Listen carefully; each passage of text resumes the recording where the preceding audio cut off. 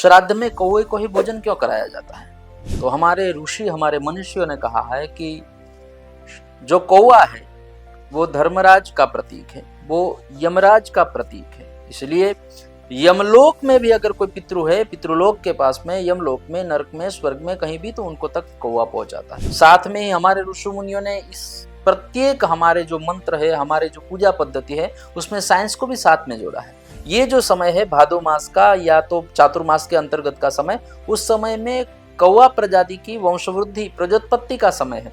इसलिए उस समय ऋषि मुनियों ने देखा कि कौवे को, जो सगर्भा कौवे होंगे, उनको भोजन की व्यवस्था कैसे होगी, तो ऋषि मुनियों ने इसके लिए ही कौवे को भोजन खिलाने का बताया। साथ में कौवे को भोजन करवाने से हमारी जो संस्कृति है, हमारी प्रकृति है, वो विशुद्ध होती है। बरगद और पीपल, ये दोनों पेड़ ऐसे हैं कि जो अपने आप उनका बीज बोया नहीं जाता है। जब कौवा है वो बरगद या तो पीपल के फल को खाता है और उसके बीज के ऊपर एक छोटी सी ऐसा आवरण होता है छाल के ऊपर, जो ऐसे ही बो देने से उसका प्रादुर्भाव नहीं होगा। तो जब कौवा उनको अपने शरीर में भोजन के रूप में ग्रहण करता है और उसके बाद कौवे के जठर में वो आवरण है वो टिक जाता है और मल के रूप में बीज बाहर आता है, और उसके बाद ही बरगद और पीपल का प्रादुर्भाव होता है। इसलिए आप देखें तो बरगद और पीपल आपको कहीं भी, किसी मकान की छत पे भी दिख जाएंगे, किसी ऐसे बंजर जगह में भी दिख जाएंगे। क्यों?